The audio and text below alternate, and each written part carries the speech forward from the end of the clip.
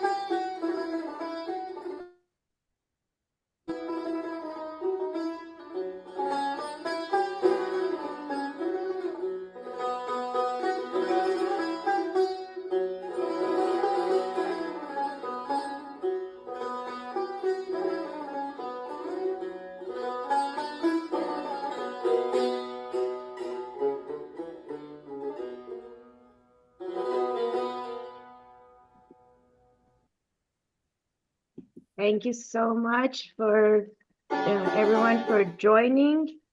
I am going to pull up our agenda and I'm going to switch over to our beautiful Secretary Nojan.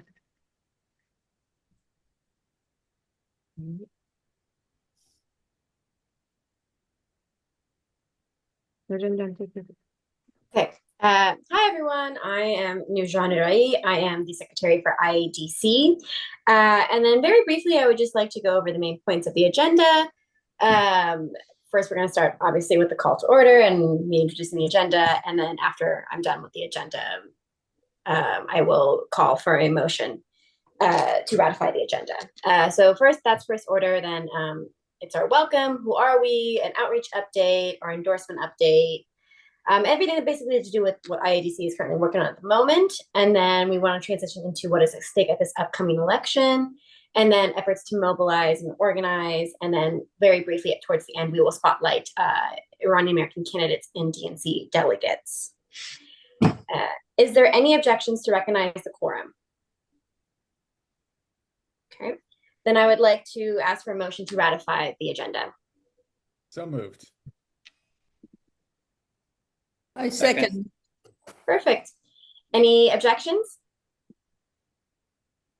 Okay, the agenda is ratified. And thank you so much, Nurjan. Thank you. Thank you, Alex. Well, thank you so much, everyone, for joining us for our e-board meeting of the Iranian American Democrats of California. I am your vice president, and I'm very pleased to be joining you tonight and to welcome you all to this meeting and for us to congregate. As some of you may know, this organization was founded back in 2020, but just last year, for the first time in the 40 plus years since the Iranian community made their great exodus and started immigrating here to the US, we were officially recognized as a chartered organization within the California Democratic Party. 40 plus years overdue. So the Iranian community has now formal representation within the Democratic Party. And I'm so proud of all of our steering committee, particularly Sudi and Faye and all the people who worked so hard to make that happen. It's a major moment for us. We're a huge voting bloc. We are contributors to our society and to our communities and to the party. And it is way past due for our community to be recognized as an official voting bloc and constituency within the Democratic Party. And to be your vice president is a deep honor. but I am definitely held up on the shoulders of the women in this organization who do a lot of the heavy lifting. So thank you to everybody who volunteers their time and everyone who's joined us tonight to get an update. So IADC is a 527 organization. We are dedicated to engaging, educating, and empowering the Iranian community throughout the state of California. We endorse legislation and recommend candidates for endorsement, and not just Iranians, also individuals who have stated that they have common values and shared objectives as the Iranian community and with the Iranian democratic voting bloc. So our primary beliefs are that we believe in secular democracy. We understand the need for secular democracy uniquely, and so it has to be one of our top missions is to make sure we protect and move forward a secular democracy. And we're committed to civil liberties, defending human rights, and to immigrant communities who have lived and experienced war. We persistently advocate for diplomacy and peace. Our vision is that Iranian Americans and other underrepresented communities are included, valued, represented, and celebrated. When we celebrate our rich, diverse communities here in California, we win. Everyone wins. So let's see. Can we move to the next slide, please? We want to take a moment. Yes, thank you. We want to take a moment to honor AAPI month and Mental Health Awareness Month. The Iranian Iranian Americans, we do in some ways have a lot of intersection and even belong to the AAPI community. I see Andrew Murphy is here from LA County Asian American Dems. Thank you so much, Andrew, for joining us. Because there's so much intersection between our communities, we really want to celebrate and uplift our new coalition that we built with that organization, and also to celebrate the rich AAPI community that we have throughout California, and to express our dedication to building coalitions within all AAPI groups throughout the state. We also want to celebrate and acknowledge Mental Health Awareness Month. Mental health is obviously still a very taboo and stigmatized subject, and post-pandemic mental health crises are on the rise. We have increased rates of depression, anxiety, and other mental health disorders throughout the state. We have a unique history as Iranians of grappling with mental health and trauma particularly. And so we want to express our commitment to increasing access, resources, and destigmatizing mental health throughout the state. It's also honoring International Day of Living Together in Peace, which I thought was a crazy holiday, but is so apropos for this organization and the work that we do. And that was, I think it was yesterday. So we want to celebrate International Day of Living Together in Peace. It's a holiday that's observed by the United Nations as wars rage across the Middle East, and innocent civilians are killed. We want to express not only our calls for a ceasefire in Gaza and for an end to the humanitarian crisis in Palestine, but to also acknowledge that any attempt to infringe on women's rights, LGBTQ rights, or the civil liberties of people is an act of war. And whether it's in Iran or Afghanistan or any war-torn countries, we would like to give peace a chance. It's also something that's very important to me as a person who is, I guess, the sole LGBTQ representative on our steering committee, and the former president of the Stonewall Democrats, to acknowledge International Day Against Homophobia, Biphobia, and Transphobia, which is today. And to celebrate the rich diverse gender identities and sexual orientations that make up not only the state of California, but also the Iranian American community. We're here, we're Iranian, and we're queer. And so we want to acknowledge that and honor and fight for full equity for LGBTQI Americans. And take a moment to thank President Biden for the actions he's taken to support our community. And we are clear that under this administration, things have improved exponentially for LGBTQI folks.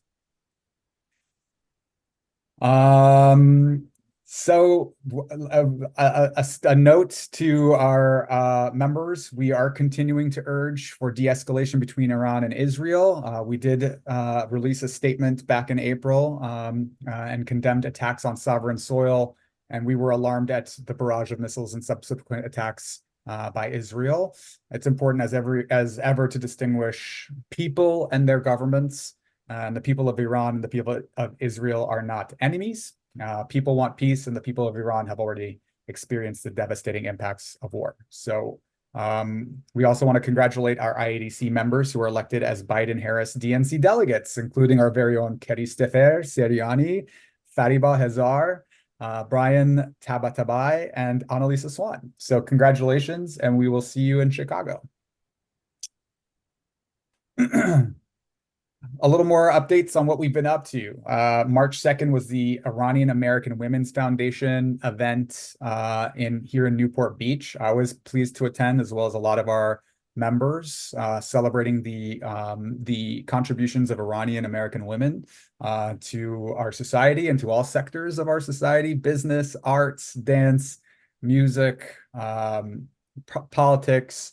And we also released our IADC voter guide earlier this year. As you can see, there's a little screenshot here supporting different ballot measures that IADC voted to support and propositions. And that was ahead of the March 5th primary election. We also did have a March 24th Nowruz gathering in Irvine, my hometown, by IAC Group.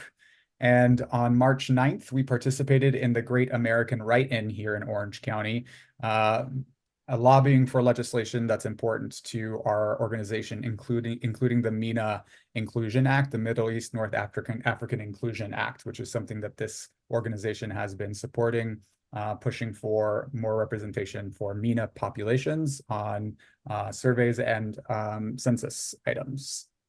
So, sort of what we've been up to. There's our Woman Life Freedom Be an Ally postcard that we send. We also were pleased, members of our steering committee were pleased to join, to be invited. We're going too far ahead. But I can riff. We were pleased to go to Sacramento earlier in this year for Nowruz, held a Nowruz event that was hosted by Senator Aisha Wahab, and that was very well attended. I think half of the state Senate delegation showed up. We offered them treats and snacks and did some lobbying around some of our legislative priorities. We also, members of IADC, were also pleased to be invited to the White House for the Joe Biden's Nowruz events. Oh, there we go. So this is our Nowruz event in Sacramento with State Senator Dave Min and Senator Aisha Wahab. And then I think there's some images from the California State Senate floor where we were recognized by both Senators Min and Wahab. And then this is, of course, our Nowruz tour at the White House with folks like Shervin Azami and Faye and Mr. Roharzad. Thank you so much for joining us. Oh, and there's me in the White House.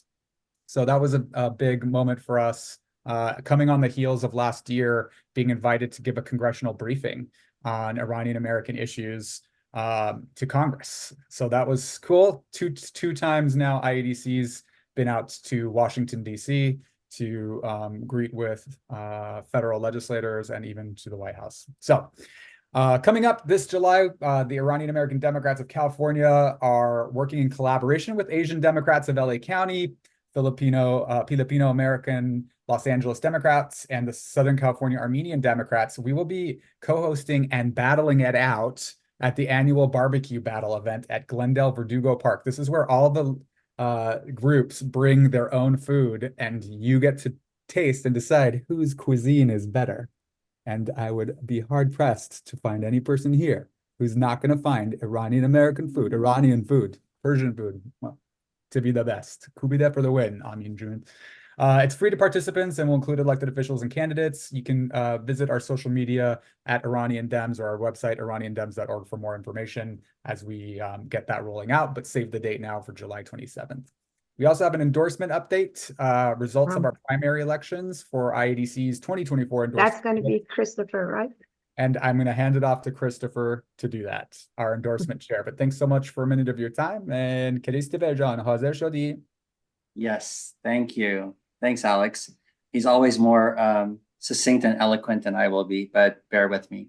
So we had our primary earlier in the year. We had our endorsements. We're pleased to announce that out of the 20 people we endorsed, almost all but two, actually three, made it through to the November election. So, and two of our endorsees actually had their elections. They won their elections in the primary. It was Neda Farid, who was our former chair of IADC, and Telly Say. Both of them are now sitting on the Glendale Unified School District board. So congratulations to them. And we hope that the other candidates that we have endorsed are going to be victorious in their elections in November. For the main endorsements that we're going to do for this cycle for the November races, so these are all the local, mostly local elections. Our timeline we have put out on our website is applications can be completed and turned in between the June 15th and July 15th. We give 1 month. So if you know of any candidates at the local level who would be good fit for the values that IADC espouses, please have them complete the application, and we will interview them and consider them for endorsement. And we hope to have that process completed and announcements made for our first round of the general election endorsements August 15th. We will, after the filing deadlines closes, we will offer a second round of endorsements that will come out right before the ballots are submitted or ballots go out for people to cast their votes. So please visit iraniandems.org. On there, there's an endorsement part and there's a link for the application. And to have anyone you know complete the forms between June and July 15th. I'd also like to do a quick shout out for some of our brave individuals who were not victorious in their races in the primary, but we hope to see them run again, and we hope to see them win, because oftentimes it takes more than once for you to win some of these hard-fought statewide elections. So Alex Mohajer, Brian Tabatabai, Sepi Shine, and Dr. Sepi Giuliani. Both these are all Iranian Americans who have made us proud, and we're very happy to stand with you and alongside you, and look forward to supporting you in future races. So with that, who do I hand it off to? Sudi Jun. Me. It's Sudi, me. take it away. All right. Oops. And I did it again. I clicked too many times. So sorry. I'm gonna have to go back. Oh my goodness. Why is it not doing this? You know. All right. There we go. All right, folks. So I am actually substituting for Pasha Khosravi, our chair of policy development, who's actually on a flight right now to London. So I am sitting in for him. We wanted to just bring it up again and remind everyone that with help of the community, we were able to raise funds and do a very important, first time ever, poll of the Iranian Americans in California. And based on that, the level of what are the issues that are important to Iranians as far as the priority is what you see on the paper. Obviously economy, jobs, healthcare, gun control, very important, top 3 for the Iranian American community, followed with climate change, environment, taxes, housing, obviously education, women's rights, all of that. And then, of course, on the foreign policy side, promoting regime change and not negotiating with the Islamic regime. All of that is things that sort of give us the guideline on where we should put our attention and which bills we should be following and paying attention to. So on the national level, we have been supporting the Temporary Family Visa Act, which was introduced in August of 2023. It's been referred to House Committee, and it has 18 sponsors, so it has 14 Democrats and 4 Republicans. From California, it only has 3 Democrats both sponsoring it. It's Rouhana, Eric Swalwell, and Jimmy Panet. And we really need all of you. This is the things that you can do to help, is that if you are engaged, or you can, or willing to be engaged with your representatives, especially like Representative Adam Schiff, so that hopefully is going to be our next senator, Representative Sarah Jacobs in the San Diego area, or Representative Zoe Lofgren, or any other ones that are specifically are on the Judiciary, Homeland Security, or Foreign Affairs Committee, if you were to talk to them about TFVA. And what it simply does is asking to create a new B3 visa that allows family members to come and visit, but only stay for 90 days. They will not be able to overstay and ever be able to change their status to any other, like immigrant visa. And therefore, there is no incentive for folks to actually come and overstay this. But we really believe in family, and we think that family should be part, it's integral part of our community. Americans is obviously for all immigrants' families that would love to share happy and sad moments and proud moments with their family members who live outside of U.S. There's also another act, it's called the Dignidad or Dignity Act. And that one was introduced in May of 2023, and actually includes TFVA as one of its items in there. So it's more comprehensive, and it does have TFVA. And what is interesting we see is that among the the 36 co-sponsors that have sponsored Dignidad, only one of them has also sponsored TFVA. And in California, we only have one Republican, John Duarte, and Mike Levin, our own from Orange County, who have endorsed it. So again, there's another opportunity there for as immigrants to really, and knowing that our immigration system is so broken, to encourage folks to look into these bills and show their support. IDC is very proud that we drafted and worked with Representative Barbara Lee's office to introduce the Allyship Act, which is the first bill introduced about Iran that is actually focused on the people, and we need your help because, as you know, Representative Barbara Lee is going to end her term this time, and then she's not going to be in the Congress, so we're going to have to be able to reintroduce this bill. And it's great if we would be able to get some sponsors now that are going to be familiar with that. I'm not going to talk about the OMB one because I know Amin John is going to talk about that. So I'm going to move on to California. We did support 2 resolutions about Nowruz that unanimously passed. We have also submitted our support for California Guaranteed Healthcare for All Act, which is AB 2200. Currently, there are some bills that really are focused on helping, engaging, and making sure that those who speak different language other than English, which is about 44% of people who live in California, are able to be fully participate in their democracy and use many of the available services. So we're thankful to Senator Dave Min for the 2 acts that he has introduced, and they've gone through the first committee and they're making their ways right now. And also Assembly Evan Lowe and Senate Aisha Wahab, who have introduced AB 884, which expands the language accessibility for elections.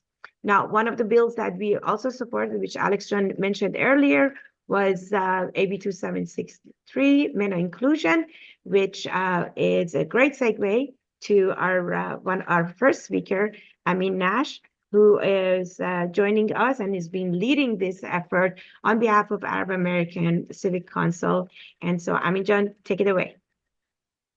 So hello, everybody. Thank you, Sudi, for having me, and thank you everybody here for letting me come and speak.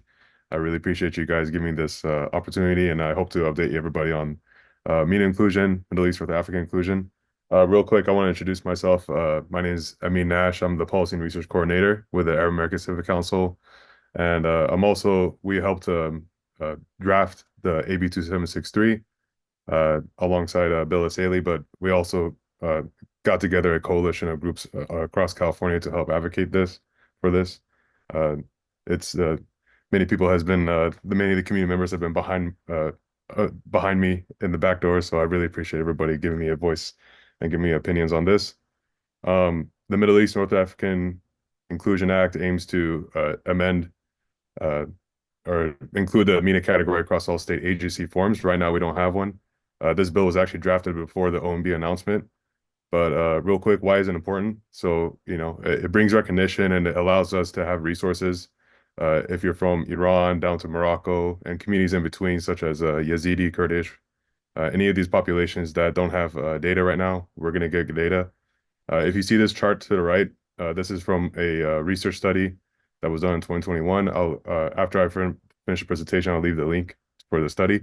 But one thing you can see that really important to disaggregate our population, such as the Iranians or Arabs, is that we get to see the intricate data that impacts us as a community. We know that right now we get clumped together and we kind of forget that we're all very different, we're very diverse. So this is an effort for that. This study shows that Iranian Americans, specifically Iranian American women, tend to have higher rates of depression and anxiety versus Arab Americans, but Arab Americans tend to have higher rates of diabetes and obesity, which if you're from the community, kind of not surprised by that Arabs will be having the obesity, but it's okay. But this is why it's important, is that we can disaggregate the data so we can understand each other. I want to, if we could go to the next slide, I'll show you some updates. So I have some good news and bad news. But the good news is that the OMB, as Sudi mentioned, well, they are going to include yep, I'll send it to you guys. The OMB is going to have a federal Middle East North African standard. Right now, it's not perfect, so they are going to be announcing opportunities for more public comments, so that way people can share their opinions about it. AB 2763 was drafted back in January. It was introduced in February by Assemblymember Bilal Asaley, and it was co-authored by Laura Friedman. It moved unanimously so fast through the policy committees unanimously, but then yesterday, they actually just held it in appropriations. We had two reasons why. One was the author Asaley. If you know, he's kind of interesting character. The second reason was that the budget of California couldn't afford the bill. But the good news is that this gives the community an opportunity to reintroduce it next year. We have a lot of leeway. Sacramento knows about the Middle East North African community now. We're in a really strong place. So that gives us opportunity for other community members to introduce it or reintroduce a similar bill like AB 2763. The other good news is that San Diego specifically actually passed a policy to have their own MENA category in San Diego County. That unanimously passed. So we're seeing a grassroots level through the counties and throughout California to bring a MENA category, which is really, really critical, actually. This shows, one, that the community wants it and it goes up to the state level. So this community specifically, if you're in San Diego, this is an opportunity to go to the registrar's office, for example, tap into this policy and recommend Persian to be a voting language for the community. Okay, next slide, since I'm here. So here are some opportunities. One example, as I mentioned, is IADC and other partner organizations. You can lead the way to provide Persian materials. Now because there's a policy in San Diego, now it's possible. We could also do something similar in Orange County. Researchers, doctors can also start gathering data and start making recommendations to look closely into the health patterns of Iranian Americans. This is something that's now allowed because there's a policy level going on. Let's go ahead and go to the next slide. I'll tell you so I can show everybody kind of other ways to help. Oops, I'm sorry. Can you go one more? Sorry. But essentially, ways that the community can get involved and ways that even though AB 2763 is paused, I want to stress that this is not just because the state level is paused to have a policy doesn't mean that you can continue to work right now. I want to really emphasize that you can start writing policy recommendations. You can start as a community working to write sample legislation, different drafts, get with your legislators here in your county or in your locality to recommend recognition for the MENA population. Just seeing Alex Mohajir being here and being able to represent and somebody who can represent the community, this is huge. When we went to Sacramento to advocate, I realized the big thing is that we just don't have representation. So this is huge to have somebody to at least try and to advocate and push for the community.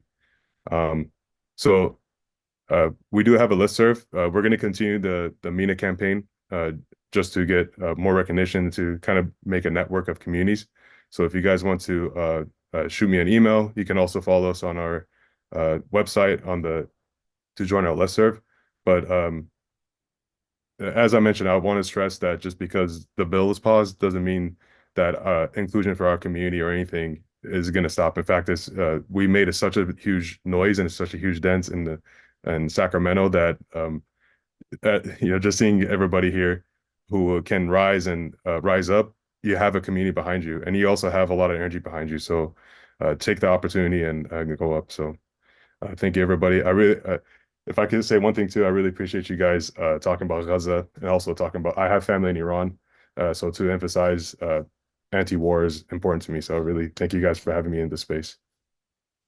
Thank you so much, Amin John, and all your hard work, of course, has not been in vain.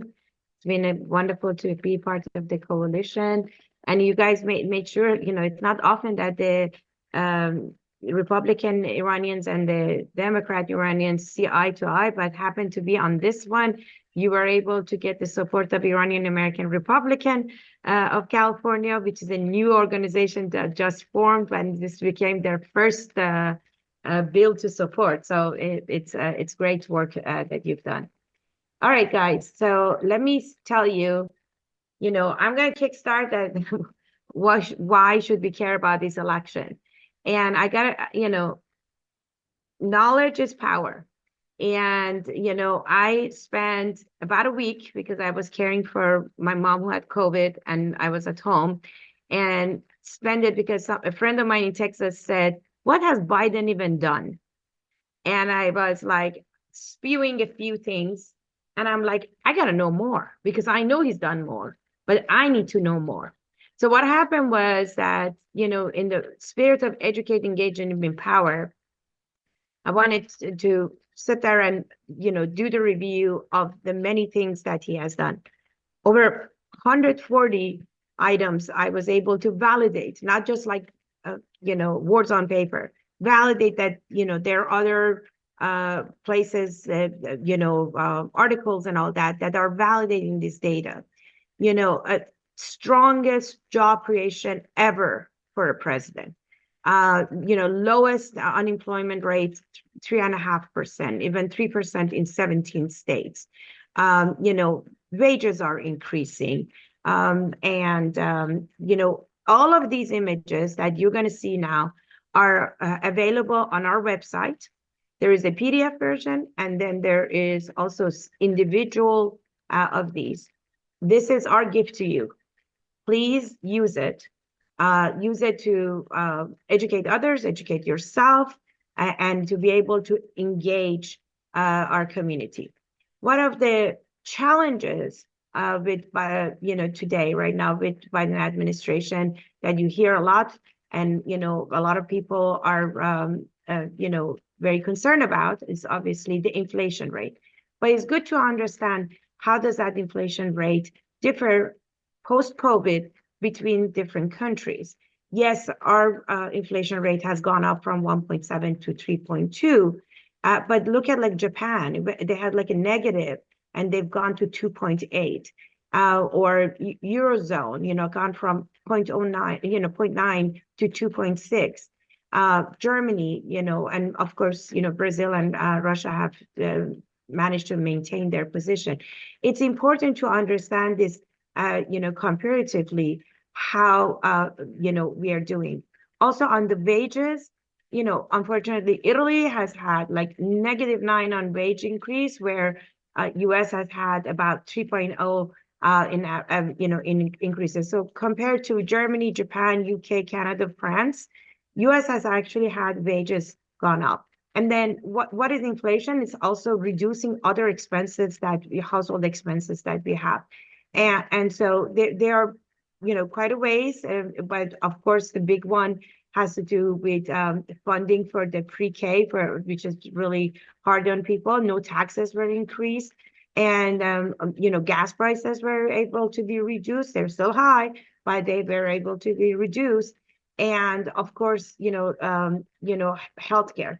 So again, the time of this meeting does not allow me to go over all of these 140 items, but I just want you to know, obviously, student debt, with education, with health costs, we all know $35 maximum pay for insulin for our seniors, the PACT Act.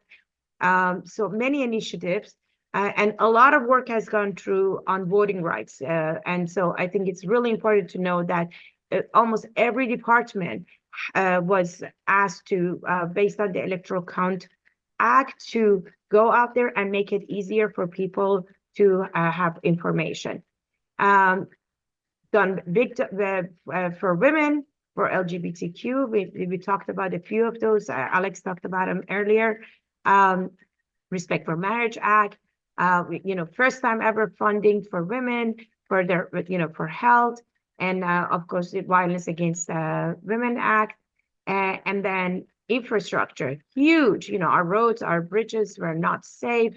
Getting EV charging station, doing a lot on water infrastructure, also with economy and safety. So again, all of that is good. But one of the kickers for our community is foreign policy of Biden. And that's where, there's been a lot of good things that has happened. It's been overshadowed by images resulting from funding wars and loss of lives and chaotic withdrawals from Afghanistan. I mean, if people want to remember the past 3 years, they're going to remember those things. They're going to also, among the Iranians, we're going to be celebrating that 5 American detainees were brought home. But unfortunately, that meant that $6 billion of oil revenue, not US dollars, but it was released to the Iran. And it wasn't until October 7 attack happened that Qatar agreed with the US to freeze those $6 billion. So there is, quite a bit of opportunity to have better immigration reform. And of course, 100 days ago, they attempted to do that and Republicans killed it. And of course, the funding with the war, we keep getting lukewarm and then we get cold, lukewarm and we get cold. So it's unfortunate that that's the situation we're in. So with that, again, I want to, encourage you to please go to our website, really read this, educate yourself, feel empowered to engage with others and talk about these things.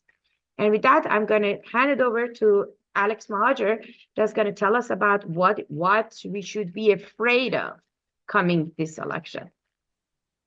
Alex, John? Hi, everyone. I'm back. So, while we talk about some of the displeasure that we're experiencing with the Biden administration's handling of Gaza and also some of his foreign, his diplomatic policies abroad, I want to make clear that the threats of a Trump presidency loom. And we need to be clear-eyed and put these issues into 2 different boxes because what's at stake is the election of an insurrectionist criminal facing 90+ criminal federal indictments in multiple states who has pledged to dismantle democratic processes and norms, departments that help process and facilitate student loans and fire civil servants in place of party loyalists. And what I'm talking about is Project 2025. It's the far-right blueprint for the next conservative administration to gut the federal government by firing federal workers. And there's about 80 organizations funding this. And the Heritage Foundation is the lead. And as we know, the Heritage Foundation is an ultra-conservative, almost dystopian organization that wants to take this country to a place that we don't recognize. It's not enough, as they say, in Project 2025 for conservatives to win. They want to rescue the country from the radical left, and they've built this project on a 4-pillar structure that includes changes to the federal government, reduced transparency, gutting civil servants, a personnel database that allows candidates to build their own professional profiles, the Presidential Administration Academy. It's an educational system taught by the 2025 coalition. Trainings would abandon current government responsibilities and replace them with conservative tenets. And the playbook, which reorganizes government agencies and lays out the implementation plan as soon as the next conservative president is sworn in.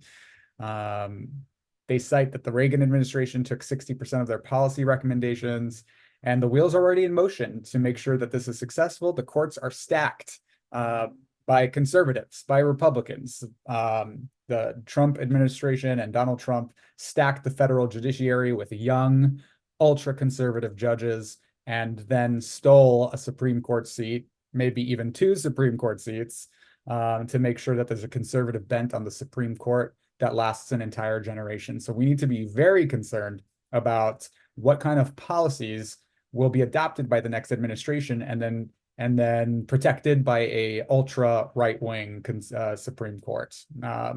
So, for example, a case regarding the Maine law that bars public funding for private sectarian schools, the conservative justices expressed that a disgust, indeed, that state employees can decide which schools were too religious for taxpayer dollars. And then recently, North Carolina Republican legislators and the right to defend the state's voter ID law.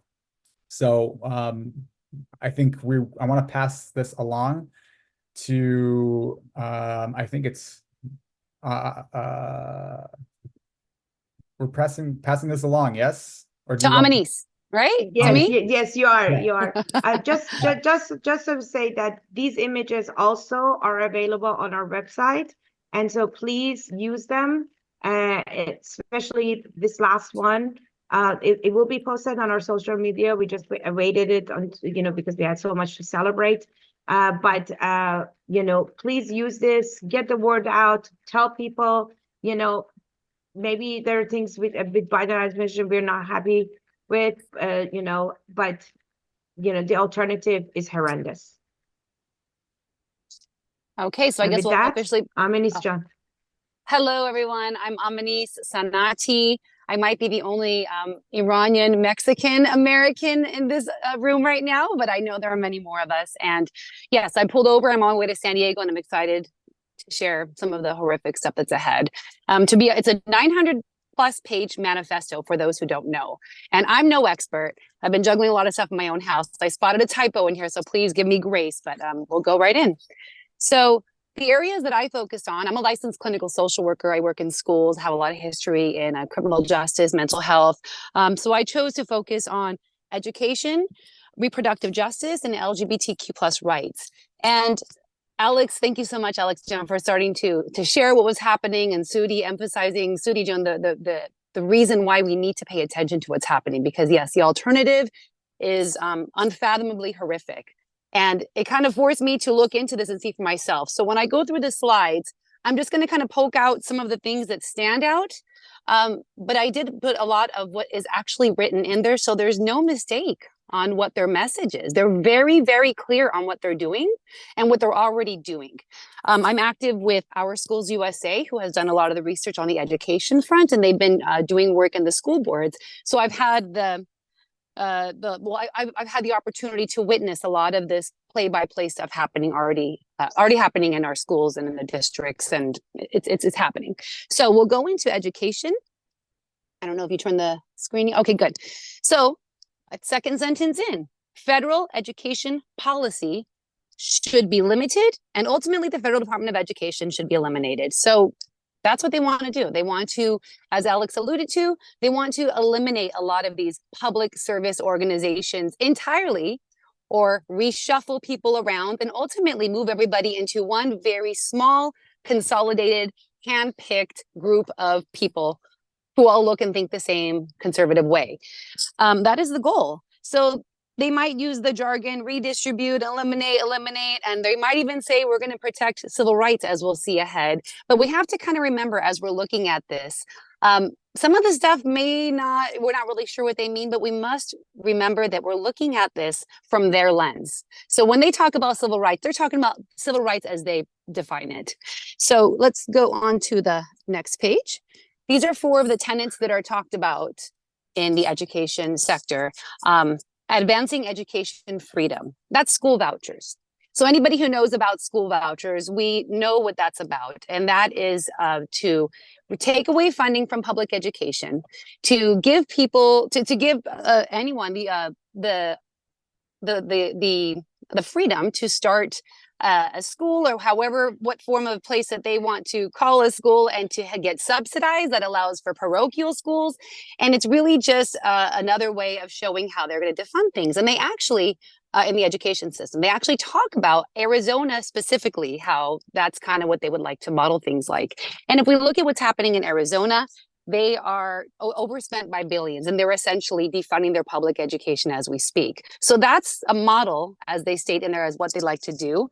Also providing education choice for federal children, which are those who are part of the government system. And it's just talking about how they want to remove the red tape, putting all this stuff that sounds very esoteric, but behind it, what they're really trying to do is just remove all the accountability and all the direction and anything that would come from government to allow the private schools to flourish. And what they don't really talk about, and what we don't realize, is students who are residing in these rural areas, they're the ones who are also going to be getting the backlash of this, because private schools aren't going to be running in those areas.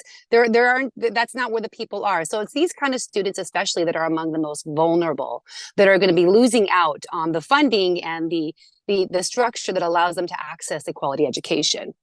And then, of course, restoring state and local control of education funding, which is really a misleading and disingenuous way of saying that it's not really talking about what's happening, because we do have state control, we do have local control, even though a lot of the funding for particularly Title I, for example, comes from federal. We do have state control on how we decide to operate. For example, DeSantis in Florida operates education different than we operate here in California. So, and again here, safeguarding civil rights, that's their version of civil rights. It's their interpretation. Rejecting gender ideology and CRT, for example, is part of what's in the works. Our next slide.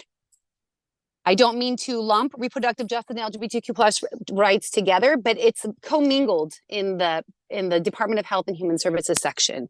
And some of what they focus on there is they want to end access to IVF across the country. Don't mind me as I keep feeding my dog who's behind me. We're pulled over in Oceanside. And yes, so what happened in Alabama a few months ago, that's what they want to make happen nationally. And let's be clear. Anybody who is going to be of that mindset, is going to be elected to that position, is going to make it happen. Even Nikki Haley, at a time when maybe she was considered a prospect, she has even stated her position on this. So that's something that is in the works. So let's go to the next slide if we haven't yet. And I think it's really important for us to kind of look at exactly what it's saying, because the male-female dyad is essential to human nature, and because every child has a right to a mother and father, 3-parent embryo creation and human cloning research should be banned. I think you can get what that means from there. They're very clear on what a family should look like, and they're very clear on where they're going to start to frame how we view life, starting at conception. And this is how it goes on to the next one. From the moment of conception, every human being possesses inherent dignity and worth. And you can see as it goes on, when they say abortion and euthanasia are not healthcare, it's spelled out for us. And you could see the next one talking about how biological fathers and mothers who conceive them, they're framing what they want to essentially say is that they want to take away the rights from LGBTQ plus people to adopt. They want to take away the rights from single parents to adopt. They're trying to uphold this structure of a nuclear family as perceived to the conservative individual in this manifesto. So what does this mean? They make multiple references to life beginning at conception. The idea, basically the genetic research regarding abortion and IVF were very clear as to what's ahead. We've seen some of it come up in different states, but the plan is to take that nationwide. So yes, so those who have pledged to enact it will stop at nothing. There's no stopping them. And I think what we see state by state and what we keep fighting state by state is evidence and a foreshadowing of what is to come, that nothing is stopping them. And of course, when we have a situation where a conservative is going to be taking over the seat, that is where we're headed. So, and you can see in the middle part there, LGBTQ plus IA couples to have children. It allows women without partners to have children. So yes, IVF gives that opportunity to others to have children, but clearly this is an attack directly on these groups because we're eliminating that possibility. Minister, we're at time, so I know you have other materials. So is there one that is more important that we should focus on? Yes, I think, we're pretty much, I will focus on the dismantling of the administrative state and returning to self-governance to the American people. I think it's really important to focus on that part, the removing rulemaking power from agencies like the EPA, DHS, Department of Education, Department of Justice, State Department, etc. All what I kind of started out in the beginning is removing all the rights from all these public service individuals and government entities and people who have dedicated their life to serving people from their capacity and their discipline, removing the rights, bringing it to one consolidated conservative mindset, dictatorship. That's where things are headed. Just the last page, you can get more information. You can see the documents for yourself. You can also see where I got my information, and that's it. So thank you so much for having me. I'm sorry I went over time. Thank you so much. You've done a great job, and we will put this presentation available on our website. So if folks would want to come back and leverage any of these material, read through them, Minister had done a really great job of making these slides, and you would be able to speak to that. And do we have our actually we have Sharon Mosley here, so I know we didn't have a slide, so I can stop sharing here and switch over to Council Member Natalie Moser, who has joined us. I'm going to remove the spotlight from me and put it on you. Awesome. Thank you so much for being here, and let us know what's going on, how badly we have fascism in our backyard.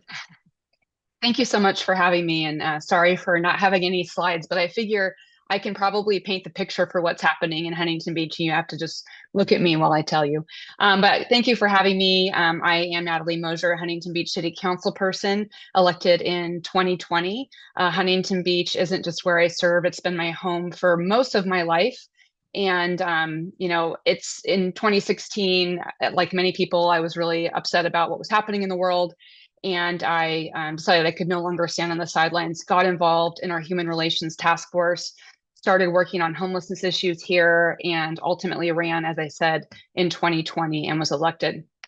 At that time, when I ran, my goal was to advocate for our collective values, what I felt were our collective values in Huntington Beach of inclusivity, compassion, and democracy. But I really had no idea what was on its way, both locally and nationally. But to get you back to really where we're going tonight is what is really happening in Huntington Beach. I'm sure many of you have read about our exploits in the papers.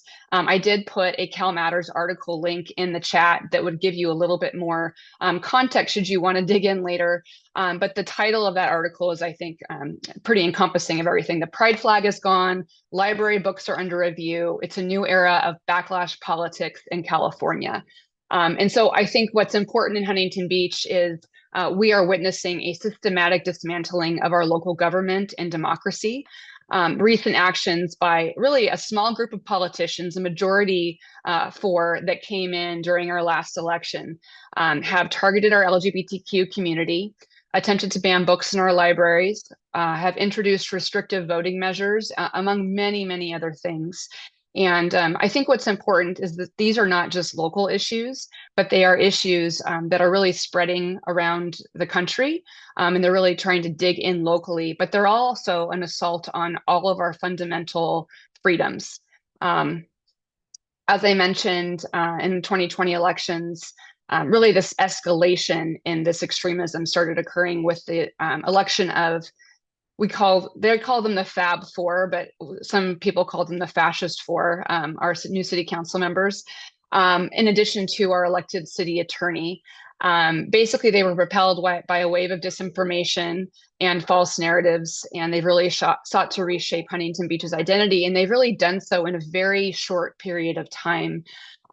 Timothy Snyder, who wrote on tyranny, said that post-truth is pre-fascism, and I think that what we've experienced here is a lot of working on untruths, non-truths, and really gaslighting the community and also our city council to try to kind of power through this. They made promises to the community about a lot of things, like making crime illegal again, unleashing our city attorney against the state on housing matters, which they've done. We're in tons of litigation, and to end homelessness in 90 days, which is simply impossible.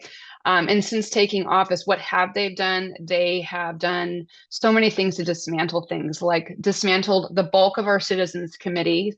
They settled a lawsuit with their friends, giving Code 4, who runs our air show, a $7 million lawsuit, settling with them, that we should have been able to win. That was somebody who was supporting them in the election. They disallowed our Interfaith Council from giving invocations, now only allowing Christian invocations. As I mentioned before, they have looked at LGBTQ issues specifically, and really attacking the inclusivity of our public spaces. Back in 2021, our previous council had raised the pride flag for the first time and was able to do so for 2 years. One of the first things that this new council did was they came in and wrote an ordinance disallowing anything besides government flags from being able to fly above city properties. They did not talk about the pride flag, but again, the only flag that was disallowed from being able to fly that had previously flown was the pride flag. And sadly, they even went further and had a ballot measure in the March election, which further enshrined that into our city charter, where now we need a unanimous vote of the entire council to fly any other flag, which would likely be the pride flag. There's no other requirement or code in our charter which would require a unanimous vote. In addition, as I mentioned, the next step was really on our libraries and book banning. They have created a library content review board aimed at censorship, moving to remove books with quote unquote sexual content from the children's library. They have made anyone under 18 in the eyes of the library a child, so we no longer have people considered young adults. They're looking to restrict access to information, move books to and restrict books to sections of the library that they can't get to. They have allowed our librarians to and our council members to be called groomers and pedophiles, and really they are just pushing for now the privatization of our libraries as well, threatening public access and control of this important public institution. Fortunately, we're excited that AB 1825, the Freedom to Read Act from Al Marsucci and others, is looking like it's going to get voted on by the Senate, I think shortly. Our fingers are crossed. That should maybe undo the book banning committee that they have. Other things that they've done, they've censured me for asking whether our mayor pro tem at the time, now our mayor, believed in the Holocaust, since she had a YouTube playlist called Holocaust Hoax and has direct ties to the Proud Boys and white nationalists. They've rewritten our human dignity statement and added anti-trans language. And they have also gone to voter ID. Now we are requiring voter ID for our city municipal elections, which will likely actually has resulted in litigation from the state as well, and would likely require us to run our own municipal elections, probably costing us about $2 million or up per year. So there's just like one thing after another. I could go on for hours, honestly, about all of the terrible things that have happened in Huntington Beach. But I think what's important is that within less than a year, really less than a month, our government has been hijacked by those who seek to narrow our view of who's included, what's allowed, and they are censoring books and limiting public voices. So is this fascism in our backyard? And I'd say, yes, it is. There's a spread of disinformation, gaslighting, and it's requiring us to truly step up and defend our public institutions. Is democracy dying in Huntington Beach? I'm happy to say, even though there is this horrible government that is in place right now, which I am a part of in the minority, our community is fighting back. And that's really the, I think, inspiring thing. as though I think we're kind of the tip of the spear for this extremism in California. We're working to stop it. And we have many community initiatives, including ballot measures looking from our local groups, looking to stop this book banning committee, looking to stop this privatization of our library. And we have success stories with our Protect HB local grassroots group. Our Friends of the Library is fighting back. We're working with our unions as well. And we are not going to allow despair and resignation to be our strategy. And I think that that's the thing as we're moving into this next election. What's at stake are our freedoms for both local elections, the very bottom of the ballot, our school boards, most definitely, our city councils, as well as our national elections, the freedom to control our own bodies, to be who we are, to access information, and to vote. Those freedoms are under threat, but we have the power to defend them. And, as you all know, because you're here, democracy depends on our participation now more than ever. And us mobilizing, voting, and fighting for the future we want to create is imperative. Getting people off the couch and, making sure that 10, 15, 20 years from now, we can look in the mirror and be able to tell the next generation what we did during this time. I don't want to be able to, I want to be able to look in the mirror and to look at my kids and grandkids and still live in a democracy. And I thank you all for all that you're doing and allowing me to be here with you tonight. Thank you so very much. And yes, we're here, and the power is in numbers and in knowledge. So we really appreciate you bringing all of this to our attention, and let us know at any time that you need a mob of people to show up to help. We'll be there. And with that, I believe Shervin John, you're here. Shervin has been on daddy's duty, but he's here, and I'm going to share the screen so we can have the wonderful slides you had made. And share. There we go. And Shervin John, go ahead. Start your. Thank you so much, Sudi John. Can everyone hear me okay? Yes, we can. Great. Salam Hamegi, great to be here with all of you. Shervin Azami, I'm the LA Regional Chair for IADC and also the Policy Manager for Initiate Justice Action. And I'll be sharing a little bit about the work that we do statewide and about some important criminal justice ballot measures and policies coming up before us this year. So getting to the next slide, IJ Action, we are a statewide 501c4 nonprofit founded and led by Californians directly harmed by the carceral system. And we mobilize the collective power of people impacted by incarceration to advance progressive policies here in California. They kind of start us off, we live here, thankfully, in a very liberal state, generally speaking. We lead the nation when it comes to environmental policy, when it comes to LGBTQ rights, when it comes to protecting women's rights and abortion rights. But when it comes to criminal justice issues, we actually have a long way to go. A lot of folks don't know that here in California, since the year 1980, we've opened 23 prisons and only 4 universities.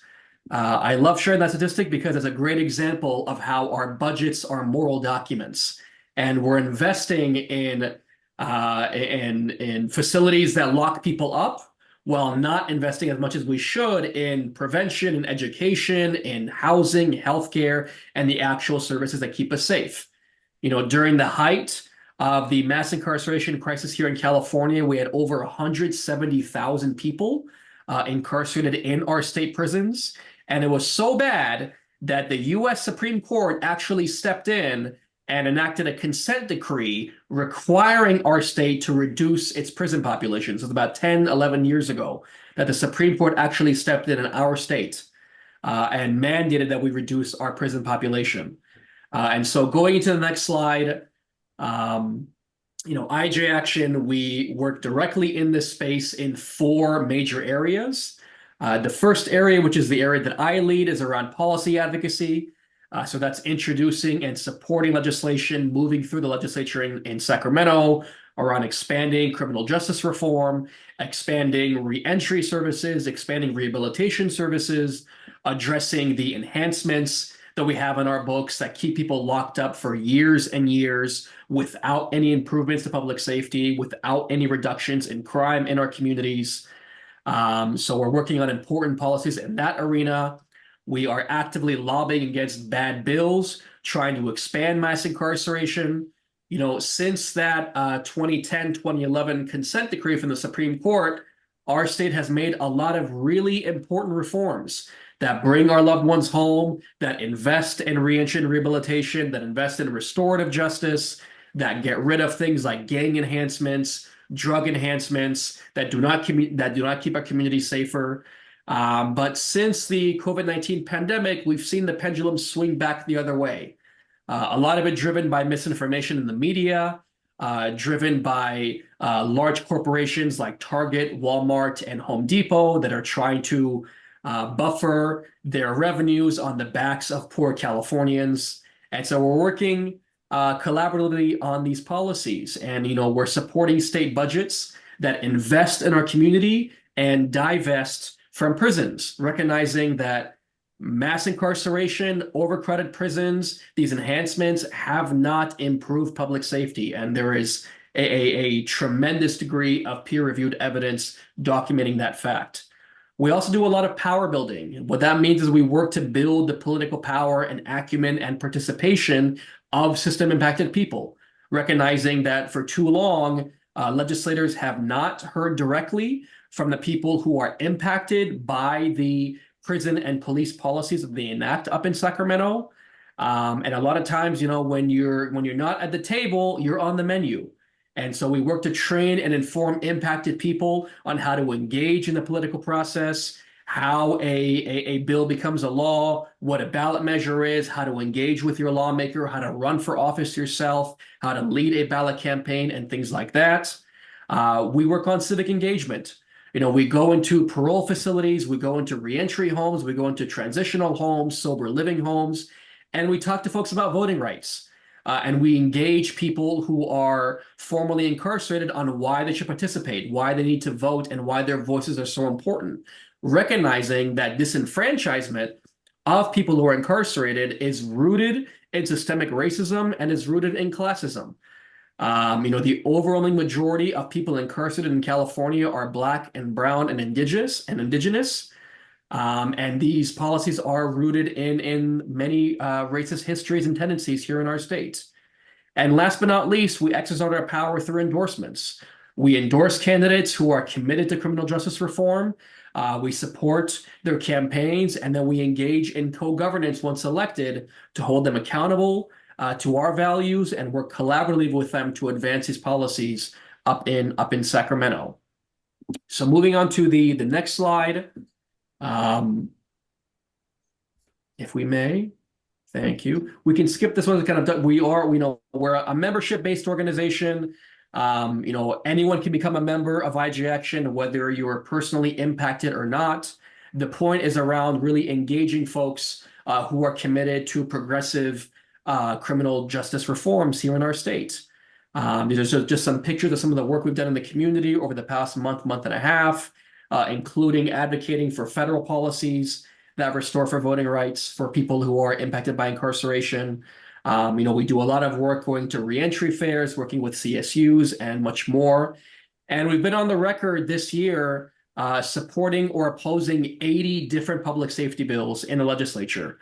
And as I mentioned earlier, you know, this year has been a very tough year with an unprecedented number of bad bills, trying to bring back the war on drugs, trying to bring back warrantless arrests, trying to bring back these tough on crime penalties that, again, have been shown to not keep our community safe.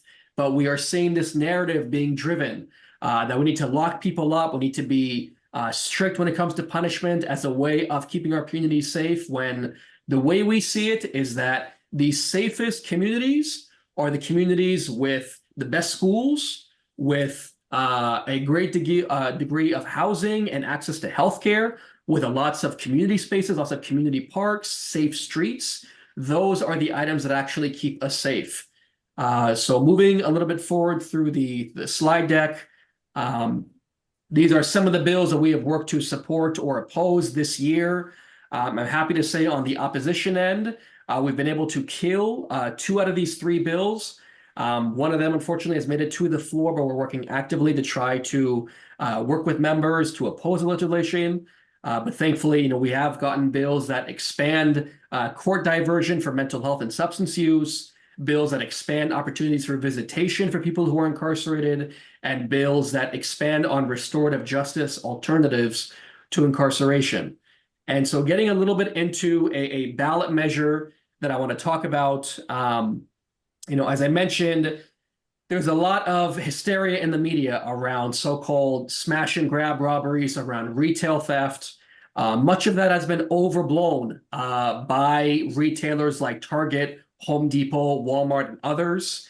There was actually a very famous article posted in CBS where the chief operating officer of CVS said verbatim, "I think we cried too much about retail theft." So a lot of what these retailers are doing is trying to buttress their revenue losses on the backs of Californian taxpayers. And there is a ballot measure that they are pushing for this November, trying to repeal Prop 47. Prop 47 is a ballot measure that was passed literally a decade ago with over 60% of the vote from Californians. It's a ballot measure that addressed things like petty drug possession and invested in things like mental health and substance use treatment as opposed to incarceration, recognizing that prisons and jails do not address mental illness and do not address substance use disorders. Unfortunately, these retailers are trying to pass a ballot measure to repeal these important reforms. And so we recently joined the steering committee in opposition to this ballot measure. It does not have a title yet. They've submitted their signatures to the Attorney General, but they will not be assigned an actual proposition number until the end of June. Importantly, this ballot measure is not endorsed by our governor, is not supported by the Speaker of the Assembly, Robert Rivas, is not supported by Senate Majority Leader Mike McGuire. And so, the Democratic Party is not behind this ballot measure being pushed by far-right Republicans, being pushed by business interests, and being pushed by corporate behemoths like Target and Home Depot. And so I want to make sure that we put this ballot measure on everyone's radar, and that we hope we can secure everyone's no vote when it comes before us in November, recognizing that any dollar we divest from mental health is a dollar that could have kept our community safe. And so I will stop there and see if folks have any questions. Thank you. I'm so sorry, but we don't have time for questions, but No problem. we welcome folks to, send their questions. Oh, I closed the entire presentation. Good job, Sudhi. But thank you so much, John. That was amazing. I see that our next amazing speaker is also online, Sarah June. Perhaps you can start by yes. Hello, introducing everyone. yourself until I can get the slide back up. No problem. Hello, everyone. This is a dedicated group of people coming on a Zoom Friday night to hear about issues. My name is Sarah Amanzada. I ran for the California Assembly in 2022 on a climate action platform. And I currently serve as a Deputy Secretary for the California Natural Resources Agency, focused on federal affairs and federal engagement. I am here in my own personal capacity, so I want to make that very clear. But my job is essentially to look for opportunities to advance this governor's environmental agenda in the White House with members of Congress and with federal agencies. And so, Sudhi has charged me with speaking about, given that, what's at stake in this election at the national level in particular. I do want to mention that I'm extremely dismayed and at times horrified by the Biden administration's approach with the war in Gaza. And I still will be doing everything I can to re-elect Biden in November. And that's in large part because of his environmental work and his climate agenda. Sudhi, do you want to put the slides up? Sure. So President Biden, so I actually had the opportunity to serve on President Biden's environmental campaign committee. So even as he was running, I saw the early stages of what he was developing as a president in terms of his environmental platform, not only on climate, but on water and infrastructure. And I have to tell you, even as being one of the group of people that was involved in the early days, even before President Biden was elected, we have been blown away with how productive and progressive this president has been on climate change. As you can see in the slides, it really is true. He has by far been the most aggressive on climate action in American history. The Inflation Reduction Act in particular has created $350 billion in investments. He has reestablished our position globally to combat the climate crisis. He's done really important things programmatically, like establish the American Climate Corps to train the next generation.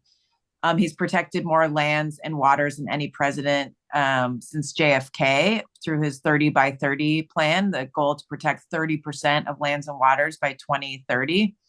Just last month, for example, as part of this initiative, he expanded 2 federal monuments, which protect over 100,000 acres of lands forever, permanently.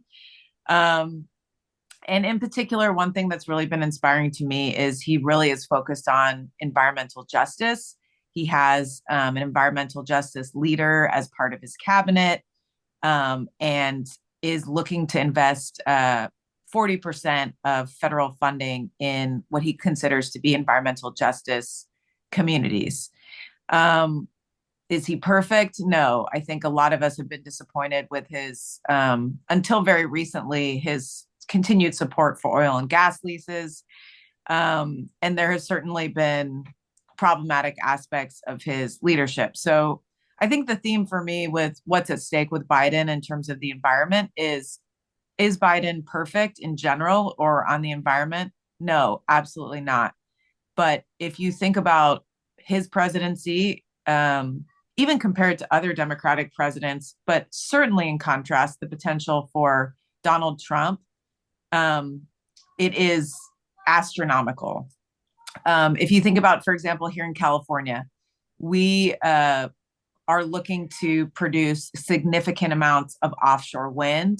We're looking to increase our solar power, and we need to build a grid to do all that. And we will need federal funding to accomplish that. Under a Trump administration, you can bet that he would not be providing that level of significant federal funding and would in fact be working from day one to roll back so many of our critical policies. We would really be in defense mode. And from a climate perspective, that's important because I think a lot of us here in California feel that, we don't spend a lot of time making sure that people believe in climate change, but we do spend a lot of time debating how quickly we will act to address climate change. How quickly we will work to cut emissions and accelerate the transition to clean energy.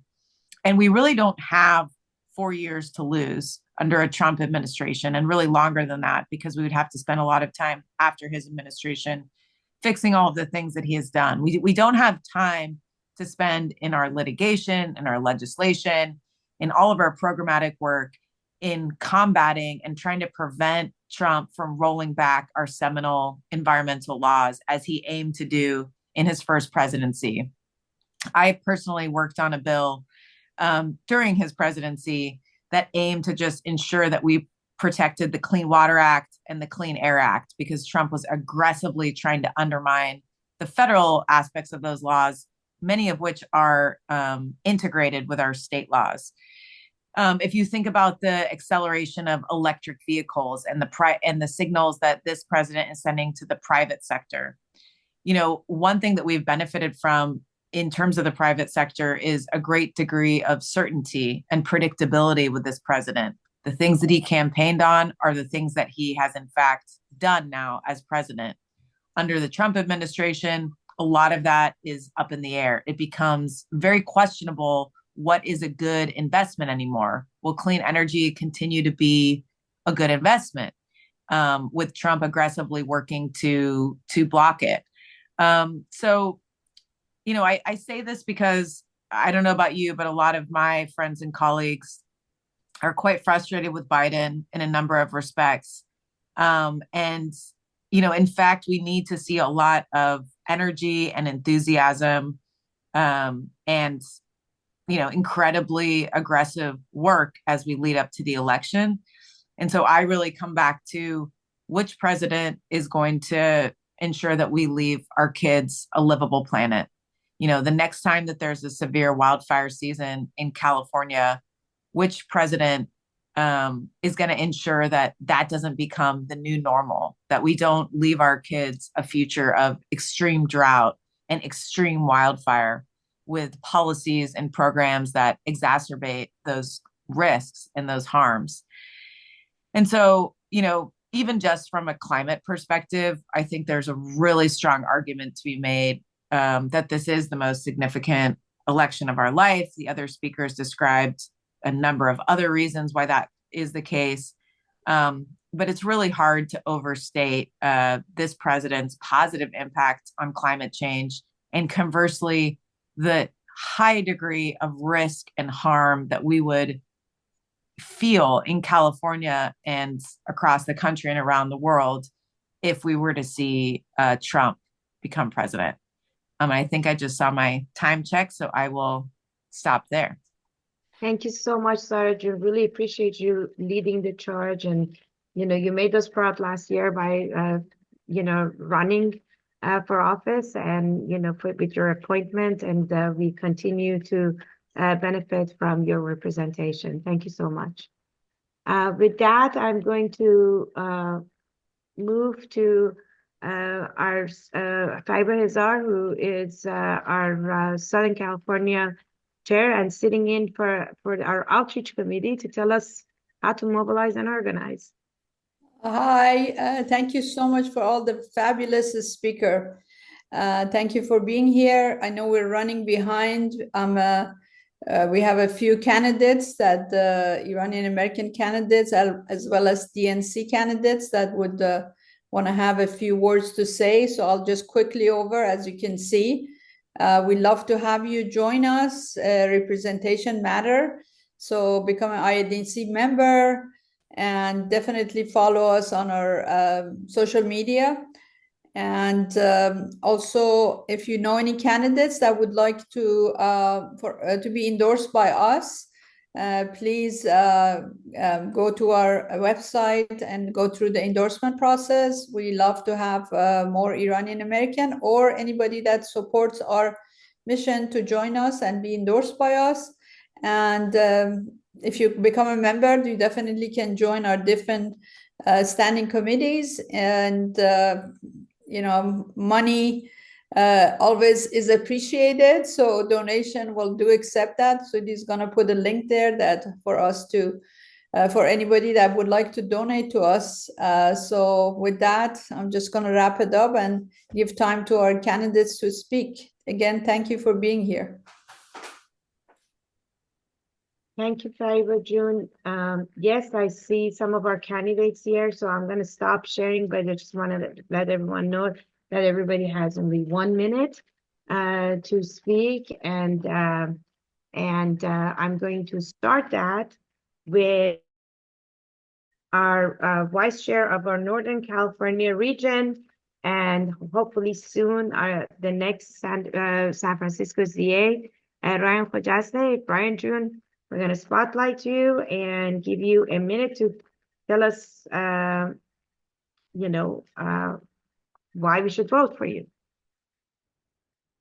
Great. Hi, everybody. Good to see you all. So many familiar faces, so many new faces. My name is Ryan Khojaste. I am running for San Francisco District Attorney. I am a prosecutor. I'm a proud San Francisco resident, a proud Iranian American. And our city is facing a number of struggles. And we unfortunately have politicians that are more interested in pointing fingers and blaming each other than actually working together.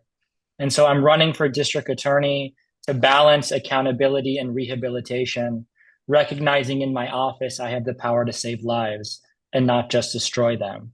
I think there's a better way to achieve public safety, and I'm committed to doing that.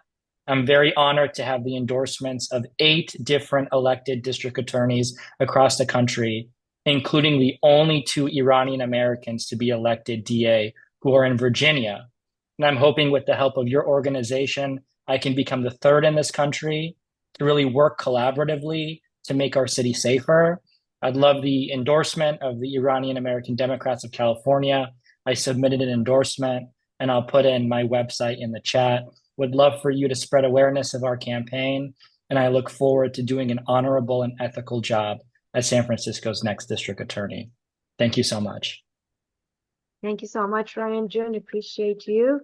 And next, we're going to switch to our own Vice President, Alex Mohajer. You're here, right? I don't see you on camera. Hi, There you everyone. are. It's me. Hi, everyone. My name is Alex Mohajer. I'm the Vice President of IADC. And in March, I ran a historic grassroots campaign for California State Senate here in my hometown of Irvine, trying to bring about representation for LGBTQ people and for Iranians, and to get corporate money out of politics. And although we didn't get past the primary, the campaign was a big success. We won nearly 20,000 votes, raised $250,000, and earned endorsements up and down the state. And it's clear to me, talking to voters on the ground, that there's still so much work to do, which is why I'm really honored to be running for city council here in my hometown of Irvine. I'll be running in the November election in District 2 around housing affordability, increased access to public transit, after-school programs, music and arts programs, that the same ones that enriched my childhood, and to make Irvine a sustainable leader in the region, the state, and the nation. And to bring about finally some representation for Iranians, which make up a huge portion of the population here in Irvine and don't have a single representative anywhere in elected government here in Orange County or Southern California. So it's time, and I'm looking forward to representing this organization and our community in the city council. Thanks so much. You can visit me at alexmoreirvine.com to learn more. Thanks, Alex Jen, and best of luck. All right. We do not know of any other candidates that are running except for our DNC candidates that are here. I'm going to start with the, basically from top down, and as I saw folks joining us. So we're going to start with Alfred too. Alfred, my dear friend from Northern California, would you like to come on camera and take a minute to introduce yourself and why you're running for DNC?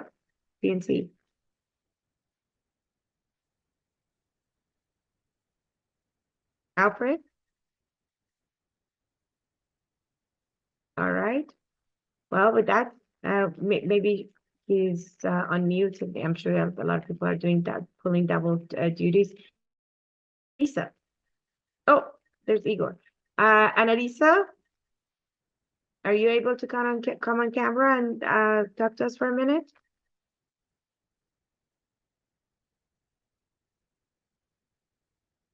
Oh, we do have Igor, who, if that's wonderful.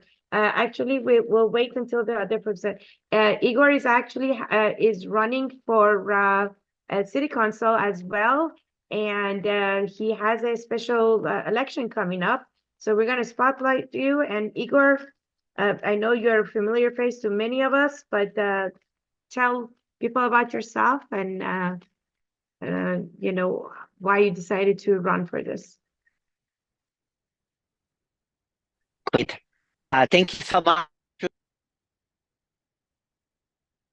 Igor, I think we lost you.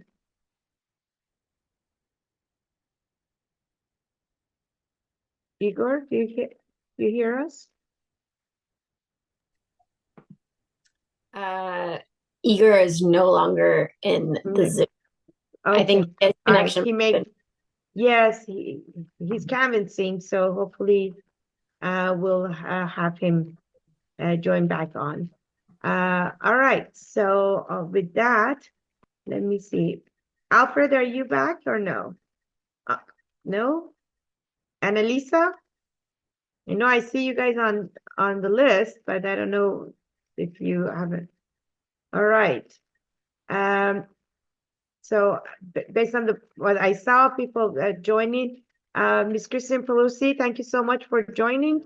Would you like to come on and tell us about yourself? I'm sure many of us know you, and oh, Igor's back too. All Oh, right. Igor's back. See, I come. Yeah, I'm Yes. coming to tell you that I'm endorsed by Igor. Hi, All right. everybody. I am at the we were just at the Women's Caucus. I slid into the Labor Caucus room here down at the e-board. Anyway, thank you so much for the opportunity. I came on when you were talking about libraries. And of course, I grew up. My mom was a library commissioner when I was a little kid. So that was our first foray into politics, was actually trying to save our branch libraries. And then, of course, you were talking about criminal justice reform, and we were just in the Women's Caucus talking about that as well, and the rights of incarcerated women in our efforts to end period poverty everywhere, including in public schools and including in prisons. So we have so much work to do. And I think when hearing the discussion about climate, I have to laugh. On the one hand, it's true, all these great, wonderful things that are being delivered, but don't forget they started in California. That climate corps, that was Jerry Brown when I was a little kid, had a climate corps, and now there is a national one. So remember, Californians, where these ideas start and where they grow. And of course, I think it's really important to include around and all that we're doing. We've done together on DNC before, when we were working on various aspects of the Iran deal in 2015 on person-to-person academic connections that we were trying to convince the Trump administration not to completely destroy. And I think now as we move to peace and an effort to try to have peace in the Middle East, an effort to try to have a better connection with our younger people, especially who are thinking, you all been trying this for 30 years, it hasn't worked. Why don't you listen to us and engage us more? I think that's something that it's really incumbent upon us to do as incumbents and as challengers. So I hope that you will give me one of your 20 votes for DNC, those of you who have a vote. And if I am lucky enough to be reelected, I hope that we'll continue to work together to reelect the president and vice president, to try to win back the House, and to try to fully engage on the issues that matter in our communities. And lastly, I just want to thank you all for your public service, because we're Zooming on a Friday night. And that says a lot about you and what you care about, that you're willing to take the time to be with all of us and to listen to candidates like me. So thank you. And I look forward to working with you. Thank you so much, Christine. Thanks for all the work that you're doing. All right, Igor, we got you back. We want to do this quickly so we don't lose you again. Go for it. Thank you so much. Yeah, I think Verizon has it out for me. I'm in the Berkeley Hills, and they're mad that at one point I didn't approve one of their cell phone towers. I'm here for an event, by the way, to support Congressman Gallego, who is the Democratic nominee for U.S. Senate in Arizona, one of the absolutely must-win states. Thank you so much for having me, Shruti. We have a shared history. I stand with the Iranian community in their fight for democracy, both in their homeland and abroad. Your fight is my fight as a Ukrainian native, whose family and friends are literally fighting on the front lines of democracy as well right now. I am in a little bit of a fight of a different kind. I have been fighting alongside of all of you to advance democracy here as the chair of the Alameda County Democratic Party and the chair of the PDP Environmental Caucus. I am running for the Berkeley City Council. It's in downtown Berkeley, where I can assure you the cell phone reception is a little better. But there was a vacancy. Well, the city of Berkeley has had a situation where there's a century of experience going out the door there were 2 resignations, 2 different members of the city council. The city manager is leaving, and we have senior staff leaving as well. And Berkeley has always been the bastion of progressivism, our shared progressive values. Many of them have started in Berkeley. I am running to put, I'm running for Berkeley we can all call home. Just like Berkeley has been a home for half my life to me, this refugee from Ukraine. My 3 top priorities are making sure that we address our housing of unaffordability and insecurity crisis, that we continue. Igor, I have been we're at 1 minute already. Sorry about You're that. at 1 minute. Okay. Yes, thank you so much. Thank you so much. You can go on igortregov.com, and with 11 days to go, it would be Best an of honor luck. to have your support for a phone bank, or the maximum you can give is $60. I'm in the public financing program. It would be an honor to have your support. Thank you so much, Shruti. Thank Thank you. to Thank everyone you. for all you're doing. Thank you. And Elisa, I see you're back. But I'm gonna go to Harini since and then we'll come back to you. Harini, introduce yourself, please. And yes. Yeah, absolutely. Can you hear me, Sudi? Yes, we can. Okay, awesome. First of all, Sudi and Christopher, thank you for letting me know about this meeting, and thank you for this opportunity. My name is Harini Krishnan. I'm an organizer, first and foremost. I do this work 365 days a year, 24/7. I was fortunate to be the grassroots organizing chair for South Asians for Biden in 2020 and turned out the vote in battleground states across the country. And I will be doing the same. I'm a national AAPI organizer. I've traveled to 26 states over the last 5 years to build coalitions with groups on the ground, Black and brown groups. I'm running to urge the DNC to really think about investing in our communities of color in a strategic way. They are, beginning to think about disaggregated data, but I want them to go further. I want them to understand that our communities are not a monolith. We are made up of so many different linguistic communities, and I want them to meet the voters where they are and do in-language voter outreach and around the year field organizing. I'm also running for representation. No Asian American woman has been elected from California to the DNC in 15 years. We are fortunate that Vice Chair Betty Yee has served on the DNC in an appointed capacity as a party officer, but the reality is we need representation. And I'm so fortunate to be endorsed by a number of incredible leaders. I respectfully ask for your vote, and I will continue to do the work regardless of whether I'm elected or not. But if I do have a seat at the table, then I'll make sure that they invest in organizing. Yeah. Thank you, Sudi. Thank you so much. We're short in time, so I want to make sure that we give opportunity to others who are here. Annalisa is one of our actually IADC members. We called on you several times, but we saw that you were walking, so you have 1 minute. Go. Hi, good evening, everyone. I apologize. I'm at the convention right now, the meeting right now in person, but I love being a member. Thank you so much for endorsing me for DNC Biden delegate. I'm a member, and I don't just show up just because I'm running for something. I'm an ADEM from 8044. I'm an elected executive board member for 8044. I'm an elected 2020 and 2024 DNC Biden delegate. I'm a vice chair of the resolutions committee. I'm also an elected central committee member for 8044. I love showing up, energizing, mobilizing, doing the work we need to do, to fighting for the values we care about as Democrats and helping elect great candidates up and down the ballot. I know I've supported Alex in his races. I show up as an ally. Professionally, I'm an attorney representing injured workers for California Workers' Compensation, very involved in the labor movement. I'm helping people often at one of the hardest times in their lives. I'd be honored to earn your vote. I'm endorsed by a lot of folks in this room, including Sudi and Miriam and Amanis and Christopher. And I believe I have the support of many others in this room as well.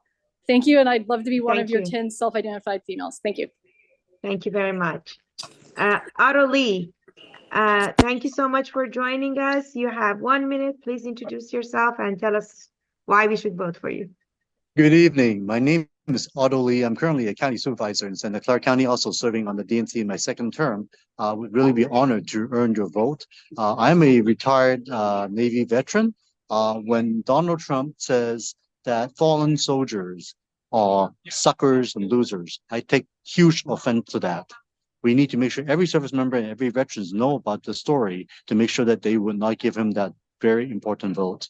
I'm very honored to be supported by many groups, including Orange County Dems, Christine Pelosi, Carolyn Fowler, and many of our leaders in our party. But most importantly is the fact of what work we do. Currently, I'm also serving as a vice chair of the AAPI caucus and also the Veterans Multifamily Caucus at the DNC level. We need to make sure we win back the House. That's absolutely crucial. Protect the Senate, and of course, win back the White House again. Donald Trump is not a even possible option. We know about this thing called Project 2025 that he's talking about is very real. Muslim ban, all this stuff would come back. So I just want to make sure everybody understands how important this really is. And we need to make sure that the word gets to everyone. We need to get the word out to African Americans. We need to get around to Muslims of how important this is. And everybody needs to show up to vote, get out to vote. Thank you so much. Thank you so much, Otto. Thank you. Very nice to have you here. Thank you. All right, Susie Shannon, are you able to come on the camera? There you are, Susie. Yes, I'm here. Hi, How are everyone. you? All right, I'm going to give you a spotlight in a minute. Go. Okay. Hi, everyone. I'm Susie Shannon, and I'm a member of SEIU 2015, and I work with homeless and low-income communities, and I'm also a caregiver. I'm very proud at the DNC to have created the first DNC Poverty Council, which was an uphill battle. But if you know me, you know that I work very, very hard, particularly to raise the voices of homeless and low-income communities who desperately need help. I always say that people who are extremely low income don't have a union, but they have the Democratic Party. And when the Democratic Party fails them, very hard for them to get help. So I've also authored a lot of resolutions on climate, on helping our hotel workers, on National School Lunch Program. And I'm also endorsed by the LA County Democratic Party, the Orange County Democratic Party, the California Democratic Council, which I was very excited to get, the West Hollywood Democratic Club, and over 150 executive board members. So thank you so much for that support. Thank you. And thank you for giving me an opportunity to speak. Thank you for being here. Alfred, too, are you able to come on the camera? All right, Alfred. Here I No, am. you have 1 Hi, minute. everybody. All right. Hi, everybody. My name is Alfred Tu, running for DNC to build stronger trust, transparency, and communications between our state and national party. I currently serve as secretary on the AAPI caucus, where we also are looking at these issues of data and representation. And I'm also on the California Democratic Renters Council, fighting for all the tenants in our state. Please support the Justice for Renters Act. Again, my name is Alfred Tu. Would love to have your support. I'll put my contact info in the chat. Thank you. Thank you so very much. And Jason, I think you're the last one. Did I miss anyone except for Jason? I think I got everyone, all of the DNC delegates. So Jason, we're going to let you, finish this off. Tell us about you and why we should vote for you. Thank you, Sudi. I really appreciate this opportunity. And hello, Iranian American Democrats. My name is Jason Park. I'm running for DNC member on the other than self-identifying female side. I'm a Gen Z candidate running for DNC, born in South Korea and immigrated to the States in 2001. I previously worked in the nonprofit space, and I worked for States Youth as a high school educator, and I'm proudly serving our party as a Gen Z CDP and California Young Dems executive board member. One of my core issues in terms of why I'm running for DNC is, yes, representation, but also, my desire to absolutely be taught and mentored by you all. You all are incredible organizers, activists, and leaders in the party. And I know my time is running out, so I want to mention that I'm honored to have the support of the Orange County Democratic Party, the majority of the LA Democratic Party Central Committee, as well as folks on this call, like shout out to Amani Sanati, Patrick Weiss, Sudi for your personal support, Christopher Soyani, and so many others. So thank you so much for your support. I'll drop my info in the chat. Thank you very much. Appreciate it. Thanks, everyone. We're at time. Just want to remind everybody, we're less than 6 months away from a presidential election. It is very important to mobilize and organize, getting people to register to vote, updating their voter registration. The polls actually are going to open the voting centers on October 7th. We have almost a whole month in many places that the people can start voting. So we're working towards that date. Educate yourself. Please visit our website, iraniandems.org. Follow us at Iranian Dems on IG, Facebook, and X, and become a member. And we look forward to seeing you on July 27th at the cookout in Verdugo Park. Thanks, Democrats. Let's go get them. Thanks, everybody. Thank you. Thank you.